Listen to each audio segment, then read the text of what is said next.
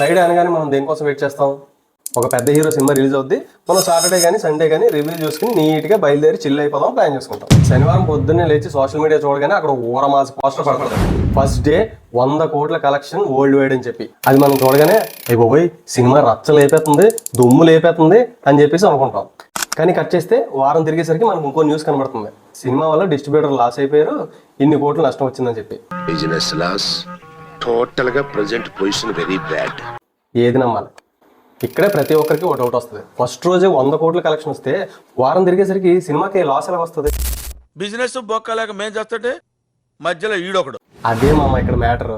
అసలు నిజంగానే 100 కోట్లు కౌంటర్ దగ్గరికి వచ్చాయా, లేకపోతే మనల్ని థియేటర్ రప్పించడానికి పోస్టర్లో ఇలా జిమ్మిక్స్ చేస్తున్నారు అనేది ఈరోజు ఏది దాచకుండా మొత్తం లెక్కలతో సహా డీకోడ్ చేద్దాం.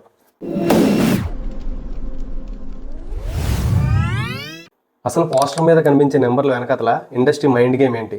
ముందుగా ఈ విషయం తెలియాలంటే ఇండస్ట్రీ వాళ్ళు వాడే టెక్నికల్ పదాల మీద మనకి చిన్న అవగాహన ఉండాలి. అసలు గ్రాస్, నెట్, షేర్ అంటే ఏంటనేది ముందు సింపుల్ గా చూద్దాం. ఇప్పుడు మీరు ఒక సినిమాకి వెళ్ళి కౌంటర్లో 100 రూపాయలు పెట్టి టికెట్ కొన్నారనుకోండి, ఆ 100 రూపాయలని గ్రాస్ గా చూపిస్తారు. దీన్నే మనకు పోస్టర్ మీద వేస్తారు. ఈ 100 రూపాయల్లోని గవర్నమెంట్ జీఎస్టీ ట్యాక్స్లు ఇవన్నీ పోను, మిగిలింది నెట్ అంటారు. ఇది ఎలాగో మీకు తెలుసు. ఇక మిగిలింది షేర్. అసలు మ్యాటర్ ఇక్కడే ఉంది. 100 రూపాయలు పెట్టి టికెట్ కొంటాం కదా, అందులో ట్యాక్స్లో గవర్నమెంట్ జీఎస్టీలు ఇవన్నీ పోను 80 రూపాయలు అనుకున్నాం. ఆ మిగిలిన 80 రూపాయలు కూడా థియేటర్ మెయింటెనెన్స్ అని, రెంట్ అని, ఏసీ ఛార్జీలు అని, బుక్ మై షో ఛార్జెస్ అని ఇవన్నీ మినహాయించుకుని ఒక 60-70 రూపీస్ మిగిలింది అనుకోండి, దీన్ని షేర్ అంటారు. అంటే మనం 100 రూపాయలు పెట్టి టికెట్ కొంటే ప్రొడ్యూసర్ పాకెట్లో వెళ్ళేది కేవలం 60-70 రూపీస్ మాత్రమే. కానీ పోస్టర్ మీద వేసేటప్పుడు 60-70 రూపీస్ లెక్కలు ఉన్నాయి కదా, అవి చూపించరు. 100 రూపాయలు గ్రాస్ అని చెప్పి మనకు మాత్రం బిల్డప్ ఇస్తారు. సరే, ఇప్పుడు అసలు విషయానికి వస్తే అసలు థియేటర్లోకి సినిమా రాకముందే ప్రీ రిలీజ్ బిజినెస్ అని చెప్పి 200 కోట్లు 300 కోట్లు వచ్చిందని గ్రాండ్ గా పబ్లిసిటీ చేస్తారు.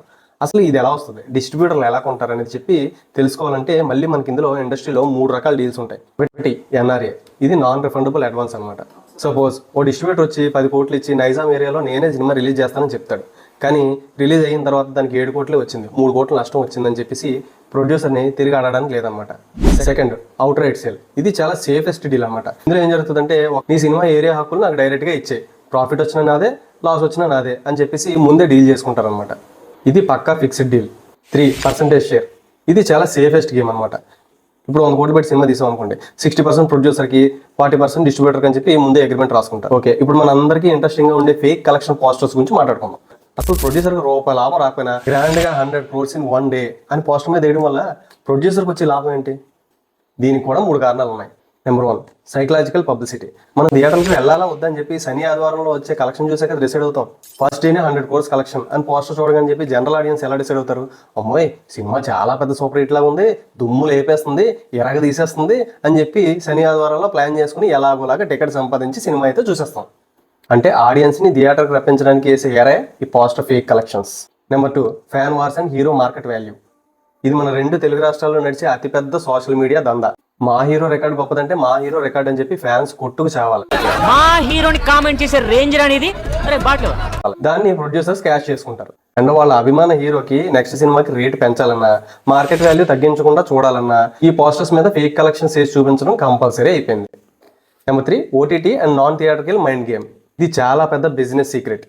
సినిమా రిలీజ్ అయిన తర్వాత కూడా హిందీలో మన సినిమాకి dubbing rights, satellite rights, pre release హక్కులు అని చెప్పి బోల్డ్ ఉంటాయి.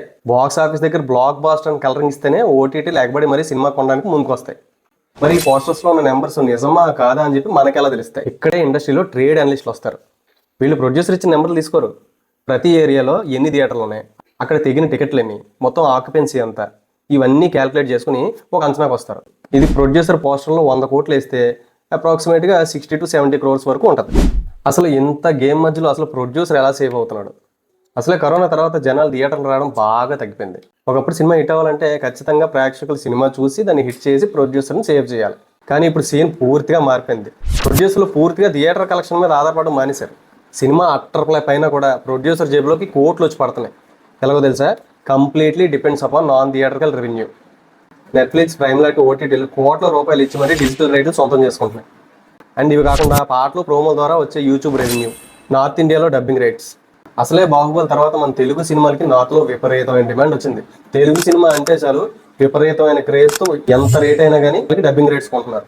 ఈ 4 రూట్స్లోనే థియేటర్లో సినిమా పడకముందే ప్రొడ్యూసర్ చేతిలో 70-80% ప్రాఫిట్ ఆల్రెడీ వెనక్కి వచ్చేస్తుంది. దీన్నే ఇండస్ట్రీలో టేబుల్ ప్రాఫిట్ అంటారు. అంటే సినిమా థియేటర్లో ఆడకపోయినా ప్రొడ్యూసర్ మాత్రం ప్రాఫిట్లో సేఫ్ జోన్లో ఉంటాడు. కానీ ఇక నష్టపోయేది ఎవరు? కోట్లు పెట్టి వేసుకుంటారు చూసారా, ఆ ప్రొడ్యూసర్లు, థియేటర్ ఓనర్స్. కాబట్టి మామ రేపు ఏదైనా పోస్టర్ మీద 100 కోట్లు 200 కోట్లు 1000 కోట్లు అని కలెక్షన్ చూస్తే గుడ్డిగా నమ్మి మోసపోకండి. అది సినిమా వల్ల బిజినెస్ మార్కెటింగ్ స్ట్రాటజీ మాత్రమే. మనకు కావాల్సింది మాత్రం మనం పెట్టిన 100 రూపాయలకి సినిమా వర్తా కాదా, మనకి ఎంటర్టైన్మెంట్ వచ్చిందా లేదా అనేది మాత్రమే చూసుకుంటాం. మరి మీకైతే ఏ సినిమా పోస్టర్ కలెక్షన్స్ చూసినప్పుడు ఇది పక్కా ఫేక్ రా మామ అనిపించిందో కింద కామెంట్ సెక్షన్లో చెప్పండి. అండ్ ఈ వీడియో మీకు నచ్చినట్టయితే ఒక్క లైక్ మాత్రం కొట్టండి. మన ఛానల్ సబ్స్క్రైబ్ చేసుకోవడం కూడా మర్చిపోకండి. ఇది మా ఈరోజు మ్యాటర్. మళ్ళీ ఇంకో ఇంట్రెస్టింగ్ మ్యాటర్తో మళ్ళీ మీ ముందుకు వస్తాను. అంతవరకు బాయ్.